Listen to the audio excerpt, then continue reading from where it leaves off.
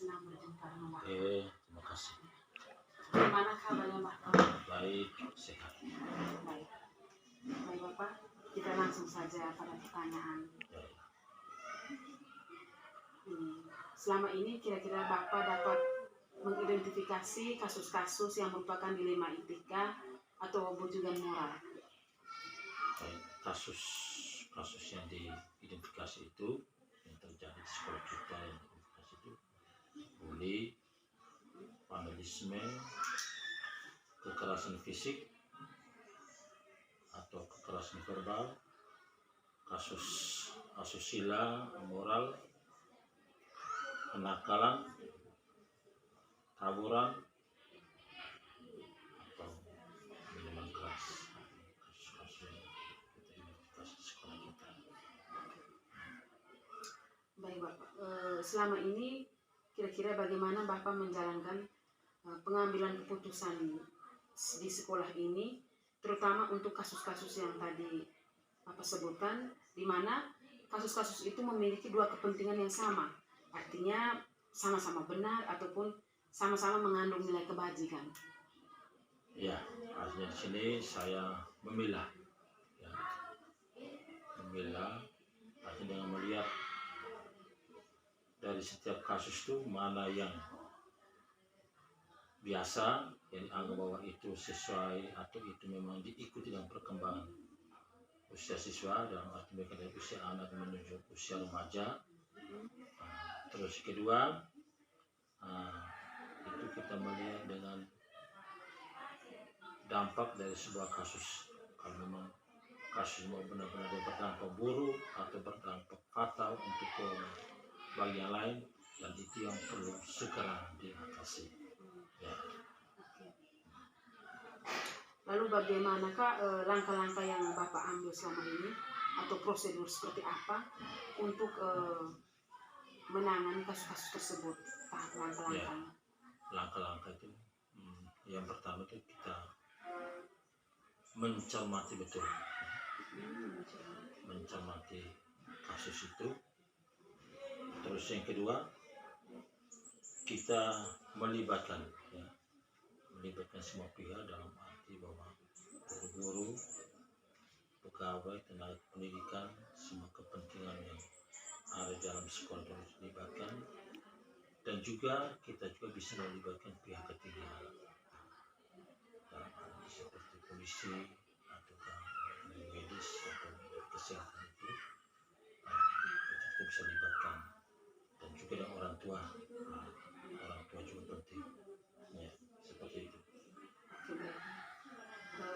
Selanjutnya, hal-hal apa saja yang selama ini Bapak anggap paling efektif dalam pengambilan keputusan pada kasus-kasus dilema etika? Hal-hal yang paling efektif? Yang paling efektif itu yang pertama, yang tadi saya katakan, kita cermati kasus itu. Ya, kita mencermati kasus. Yang kedua tadi kita libatkan semua pihak itu, tenaga pendidikan, terus yang tadi juga termasuk dari pihak kepolisian, juga orang tua, dan juga yang tidak kalah pentingnya juga adalah wali kelas. Wali kelas dan guru BK, BP itu, kita libatkan. Ini yang kita lakukan selama ini. Baik, Bapak. Kemudian hal-hal apa saja yang selama ini merupakan tantangan dalam artian ketika Bapak mengambil sebuah keputusan, tantangan yang ada di dalam sekolah ini ataupun yang Bapak rasakan itu kira-kira seperti apa tantangan? Tantangan yang pertama itu, kadang kita tidak didukung oleh keluarga atau orang tua. Apa yang kita buat di sekolah seperti itu, bahwa kadang tidak didukung oleh orang tua. Yang kedua itu lingkungan masyarakat. Yang ketiga, tantangan ketiga itu adalah kemajuan ilmu pengetahuan dan teknologi. Itu juga salah satu tantangan. Bahwa kita tidak menafikan bahwa kemajuan ilmu teknologi itu tidak baik. baik, memang dia itulah bahwa dia punya zaman seperti itu. Kadang juga ketika misalnya anak dia tidak diawasi, anak tidak dikontrol baik dari guru ataupun dari orang tua, mereka bisa terjebak dalam situasi, dalam kasus-kasus tertentu itu, seperti misalnya berteman dengan porno, bagaimana seperti itu. Nah, lalu tantangan yang tidak kalah juga bagaimana bahwa kita semua ini punya hati nurani, bahwa semua itu adalah anak kita. Semua anak. Ketika kita mau ambil tindakan bahwa dia harus ini, tapi bahwa ini anak, oh ini kita bagaimana cara. Tapi untuk sebuah kebenaran, untuk sebuah ke depan, misalnya dampak yang berakibat fatal itu, apapun yang terjadi, bahwa namanya yang sudah lebih dari itu, bahwa anak itu harus kita ambil tindakan yang benar-benar harus segera, harus segera, ya, supaya dampak ke depannya itu, dampak buruk yang nanti tidak akan terjadi seperti itu. Ya. Baik Bapak, kemudian apakah Bapak memiliki sebuah skala atau dalam hal ini seperti jadwal tertentu dalam penyelesaian kasus dilema etika, kemudian apakah Bapak langsung menyelesaikan di tempat ataukah memiliki jadwal untuk menyelesaikan, dan bentuk atau prosedur seperti apa tuh yang Bapak jalankan? Oke. Ya. Jadi pertama skala atau apa ini, artinya ini kita punya kebiasaan di sekolah itu biasanya ada yang secara umum, ya, kita membuat ajakan himbauan semacam pendampingan atau penegasan pada siswa bersama bersama siswa. Lalu yang kedua itu bisa juga pada hari-hari tertentu, ya, biasanya pada akhir pekan, ya, itu biasanya ada semacam ada pendampingan lewat guru-guru piket, seperti itu, misalnya menyampaikan kepada siswa tentang kasus itu. Lalu yang ketiga itu kita melihat kasus yang mana, kasus yang mana dalam arti bahwa yang perlu segera ditangani, dan kita bisa menunda waktu dalam arti, contoh ya, kasus yang dalam arti bisa ikutannya dengan perkembangan siswa, di mana kalau anak misalnya ingin mau mencari jati diri atau popularitas diri, kalau itu hanya kita mengikutinya saja, dengan itu. Tapi kalau yang butuh, saya rasa bahwa hari itu juga, saat itu juga kita harus ambil tindakan segera. Itu sudah terjadi di sekolah kita, seperti itu. Baik Bapak. Kemudian apakah memang adakah seseorang atau faktor-faktor yang memang selama ini mempermudah atau membantu Bapak dalam mengambil sebuah keputusan untuk mengatasi kasus-kasus yang berhubungan dengan dilema etika tadi? Ya. Oke. Jadi yang faktor-faktor itu apakah bisa juga sesama, dalam arti yang pertama itu Bapak Ibu guru, yang pertama. Ya, Bapak Ibu guru, pegawai, pendidikan, semua yang ada di sekolah itu yang kita libatkan. Terus yang kedua, pihak ketiga, saya katakan bisa orang tua, ya, bisa juga dari pihak keamanan, polisi, dan juga medis, kesehatan. Lalu yang tak kalah penting tadi yang saya katakan juga cara peran balik kelas, dan juga guru BK, BPP. Baik, ini pertanyaan terakhir Bapak dari saya. Dari semua hal yang telah disampaikan tadi, pembelajaran apakah yang bisa Bapak ambil dari pengalaman Bapak dalam mengambil keputusan, dalam hal ini keputusan yang bersifat dilema etika, pembelajaran? Pembelajaran yang pertama itu kita perlu mencermati yang pertama. Sebelum sebuah kasus kita ambil tindakan, kita membuat apa, jadi kita perlu pelajari kasus itu. Yang kedua, tentunya kita selalu koordinasi atau kerjasama dengan teman-teman sejawat, dalam hal ini guru-guru, kerjasama. Yang ketiganya itu ya namanya komunikasi, ya, secara terbuka di antara sama, lalu melibatkan juga ya semua pihak ya, dalam hal ini seperti dari komite orang tua atau dari keamanan polisi ataupun dari kesehatan orang medis. Jadi ini pembelajaran yang supaya ke depan dalam setiap kasus apa saja kita tidak sendirian untuk mengambil sebuah keputusan. Ya, betul. Oke, baik Bapak, mungkin itu saja yang bisa saya tanyakan pada siang hari ini.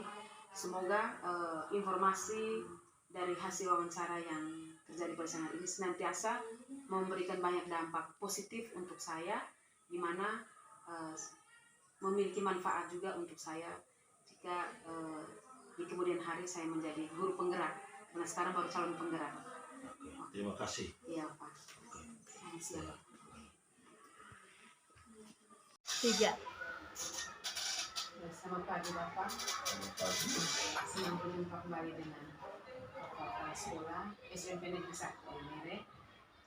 Bagaimana kabarnya Bapak saat ini? Kabar baik-baik, calon guru penggerak. Baik, terima kasih Bapak. Baik Bapak, kita langsung saja pada pertanyaan saya. Pertanyaan saya ini berkaitan dengan saya sebagai calon guru penggerak angkatan 9. Ini berkaitan dengan dilema etika dan rujukan moral. Baik Bapak, selama ini kira-kira bagaimanakah Bapak mengidentifikasi kasus-kasus yang merupakan dilema etika atau rujukan moral? Ya, sejauh pengalaman saya sebagai pengelola, sebagai kepala sekolah di lembaga pendidikan ini, memang sering menemukan atau berhadapan dengan kejadian, kasus atau peristiwa-peristiwa yang membawa kita kepada suasana dilema yang masuk sebagai dilema etika atau rujukan moral, di mana ada satu peristiwa atau persoalan atau masalah atau kejadian yang ketika kita mau mengambil keputusan, di situ kita dihadapkan pada pilihan yang dua-duanya sama mengandung nilai-nilai kebajikan. Disitulah yang sama-sama menciptakan atau membawa kita dalam suasana itu, bahwa dua-duanya kan sama. Itu yang disebut dengan dilema etika atau rujukan moral. Lalu bagaimanakah Bapak selama ini menjalankan pengambilan keputusan dalam sekolah Bapak, terutama untuk kasus-kasus di mana ada dua kepentingan yang sama-sama benar atau sama-sama mengandung nilai kebajikan? Itu tadi. Ketika berhadapan atau mengalami situasi kasus, ya taruhlah kasus seperti itu yang disebut dengan kita berada dalam posisi dilema etika atau rujukan moral, tentu saya perlu melakukan, kalau sejauh pengalaman saya melakukan analisis atau mengidentifikasi untuk bisa membedakan apakah benar kasus ini masuk dalam kategori dilema etika atau rujukan moral. Sehingga di situ kita perlu teliti betul sebelum kita mengambil keputusan, sehingga kita bisa melihat bahwa yang namanya kebajikan itu kan mengandung nilai-nilai keadilan, kejujuran, integritas, komitmen. Sehingga di situ kita memang perlu mengidentifikasi, menganalisis sebelum kita mengambil keputusan itu, untuk bisa memastikan bahwa itu dilema etika atau tidak. Baik, selanjutnya, kira-kira prosedur seperti apakah yang Bapak lakukan selama ini untuk menangani misalnya kasus-kasus ini? Prosedur seperti apa? Itu tadi seperti yang saya sampaikan tadi, bahwa sering kita temukan atau mengalami situasi yang disebut dengan dilema etika itu. Maka langkah-langkah yang perlu dilakukan atau sejauh yang saya biasa lakukan adalah yang pertama, kita melakukan identifikasi untuk tahu dan mengenal bahwa nilai-nilai itu bertentangan, nilai-nilai apa yang bertentangan itu yang disebut sebagai sebuah kebajikan. Lalu yang berikut, misalnya kita menentukan aktor atau pihak-pihak mana yang terlibat, itu siapa-siapa saja yang terlibat dalam kasus itu atau kejadian itu. Lalu yang berikut, mengumpulkan keterangan atau informasi menggali informasi sesuai dengan situasi kondisi kasus tersebut. Lalu kemudian kita coba menguji misalnya ada yang benar, salah, baik, buruk. Lalu kemudian kalau sudah temukan yang baik atau yang benar itu, lalu kita uji lagi yang benar dan yang benar itu seperti apa. Sehingga di situ kita bisa sampai pada pilihan untuk memastikan bahwa ini yang kita ambil sebagai sebuah keputusan. Kalau sudah sampai pada pengujian itu, kita sampai pada pemilihan, lalu kemudian kita melakukan solusi atau tindakan, yaitu kita mengambil keputusan setelah kita menguji kebenaran kebajikan itu. Kemudian kira-kira selama ini yang paling efektif dalam pengambilan keputusan pada kasus-kasus tadi, misalnya anggap ada kasus, ya, hal yang paling efektif yang dilakukan oleh Bapak untuk hal-hal begitu kira-kira apa? Ya, kembali lagi ke pengalaman saya bahwa ketika kita berhadapan dengan kasus-kasus itu, misalnya dilema etika itu, ketika kita seolah-olah berada dalam keadaan seperti itu, dua-duanya itu kan mengandung nilai-nilai kebajikan, maka saya melihat bahwa akan efektif atau tidak itu, pertama kita perlu fokus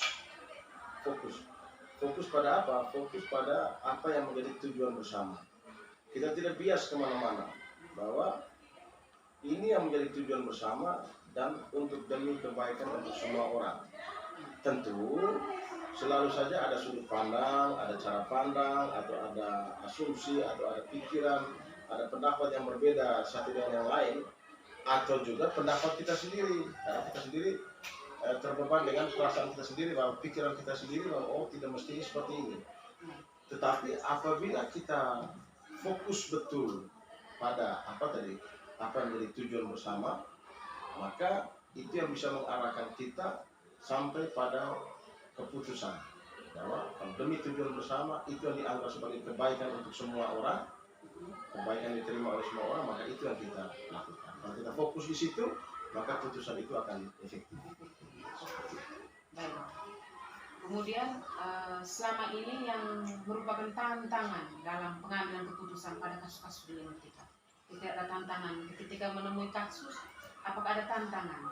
Ya, ini yang saya lihat menarik bahwa memang yang namanya kalau dalam situasi dilema etika itu berarti tantangannya itu banyak sekali, dan tantangannya itu cenderung memang agak sedikit berat. Tantangan yang saya alami atau yang dirasakan yang pertama, bagaimana kita mengakomodir soal kepentingan, misalnya kepentingan individu atau kepentingan kelompok. Karena kita terjebak dalam keinginan bahwa saya mau memenuhi keinginan rasa senangnya dari kelompok tertentu, yang ternyata itu menurut itu sebenarnya kita ada pada posisi dilema. Kita mau supaya orang senang, dan kemudian kita menjatuhkan keputusan, itu tantangan. Kemudian bagaimana memenuhi rasa keadilan atau kemanusiaan. Misalnya kita ada dalam posisi, misalnya tiba-tiba kita ada rasa, ada belas kasihan dengan seseorang yang dalam peristiwa atau dalam kasus itu, lalu kemudian di satu sisi kita kan mau menegakkan bahwa ini untuk kebaikan bersama, ini harus ada tindakan. Itu juga jadi tantangan bagaimana kita kadang-kadang terjebak dalam perasaan-perasaan itu. Kemudian ada pikiran juga antara kebenaran atau kesetiaan. Nah, itu juga sulit. Menjadi tantangan bagaimana kita setia pada apa yang menjadi tujuan bersama. Kita setia pada apa yang menjadi keinginan bersama atau tujuan semua orang. Atau kita setia pada profesi, tugas, tanggung jawab kita. Sehingga itu juga jadi satu tantangan. Ketika kita keluar dari itu, maka pasti keputusan itu tidak akan menyenangkan orang.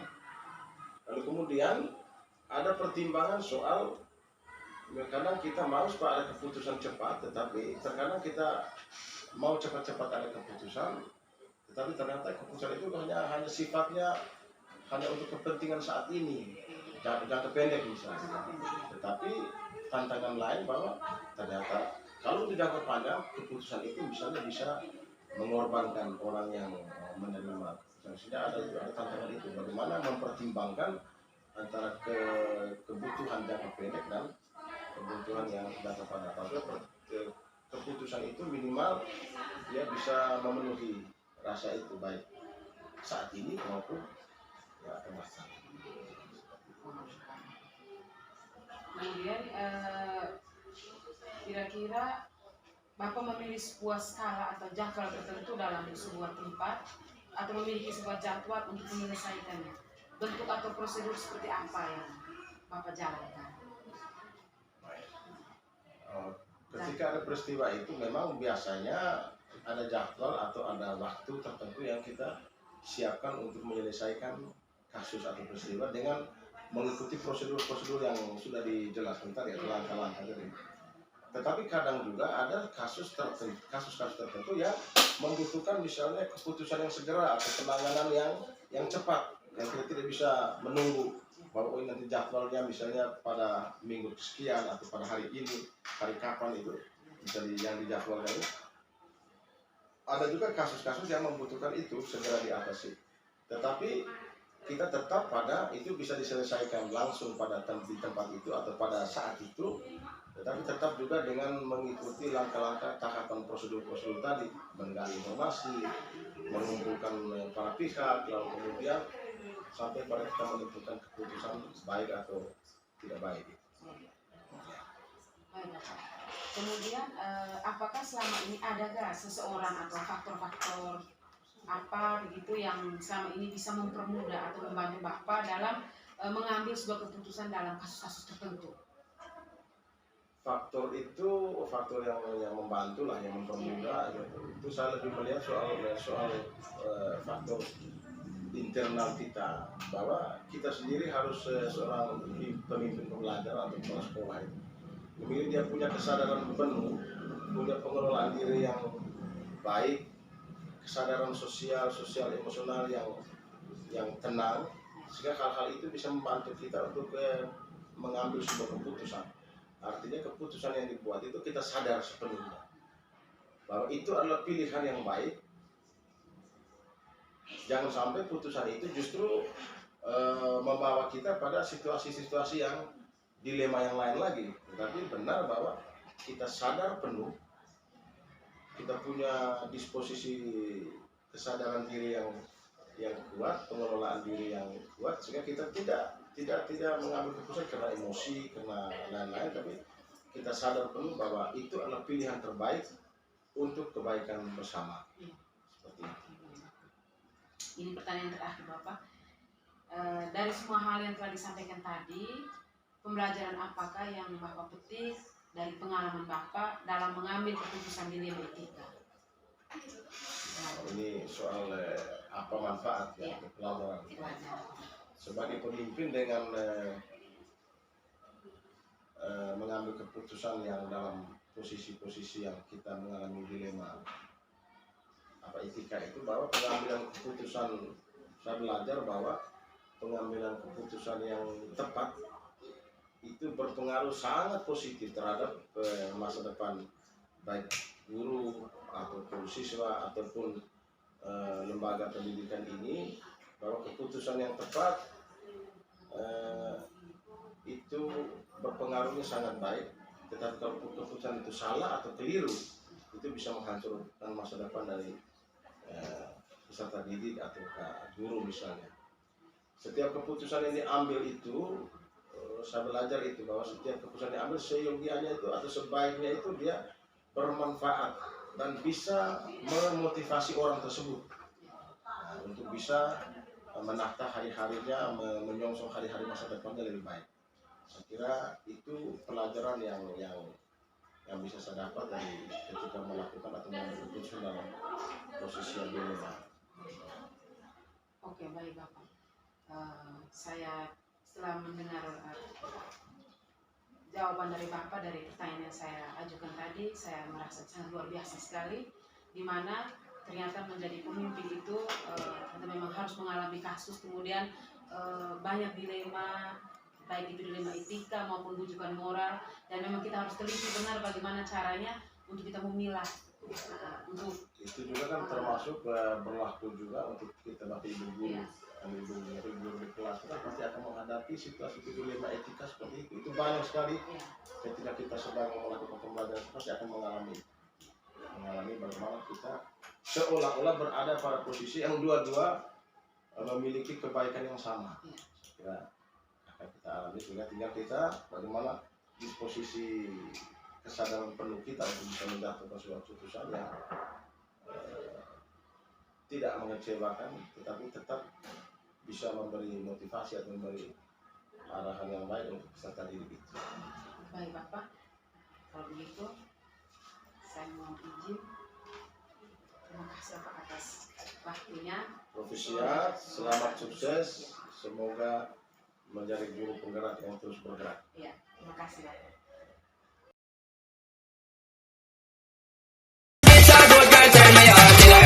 Let's get it on, let's get it on.